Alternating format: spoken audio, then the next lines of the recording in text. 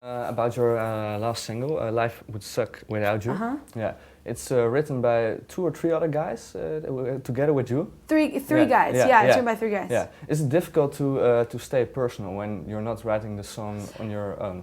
No, I mean I think when it comes to writing, when it comes to making my album, if I don't write it, I think it's very important to find those writers that, even if it's they send you a song, like let's say "My Life Would Suck Without You," like Max and Luke sent me that song at first, and the message really wasn't something I would say, so you go back to them and say, man, I mean, obviously we have worked well together, we're successful together, I love the beat. I was like, but if we could just say something, more along the lines of a Kelly Clarkson message, and they're down with it. I think most really talented writers can kind of come into your world and not just have their own. So, no, I think it's not harder for me to sing somebody else's song. Okay, what's that Kelly Clarkson message you spoke about?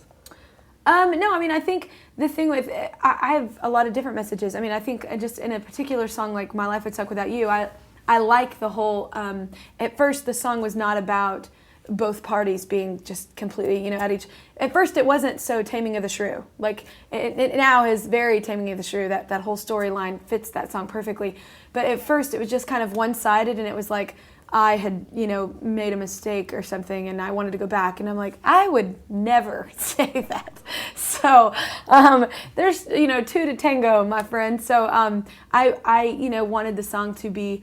I thought it'd be cuter to turn it and make it around about both parties being just completely wrong for each other, but and messing up, because everyone does mess up, and but at the end of the day, you love them for those mistakes as well. So yeah, did you have experienced something like that?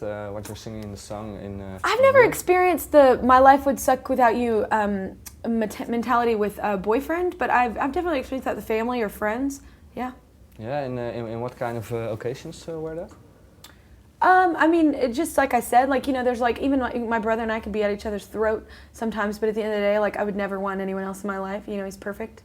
So. Yeah. When was this song written? Well, the original "My Life Would Suck Without You" version, I can't tell you when it was written because I had no part in that. So, but when we kind of rewrote it for my record, it was probably like I don't know, like 6 months ago. So. Okay. On the latest one, do you still sing a lot about your youth? Because your earlier records, you mentioned your youth and the stuff you had with your father. Is that still something that keeps coming back time after time again in your songwriting? Yeah, I think people were confused. Because of You was not written about my father. Because of You was written about my family, like the entire family, to clarify. But no, I think personal stuff definitely comes out, and stuff from your. I think anyone would be a fool to not think your childhood or things like that wouldn't still affect you as an adult. You'd be lying to yourself. So no, I think it definitely still does come out in my music, especially in songs like "Cry," like on this album. It's very much about that whole, like how a kid finds out there's no Santa. That whole like sinking feeling of like what, like this, and that whole horrible feeling that you actually feel.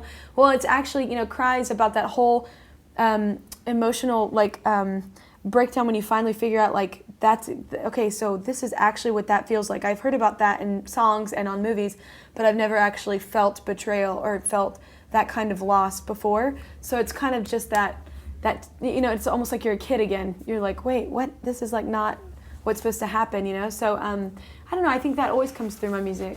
Okay, yeah.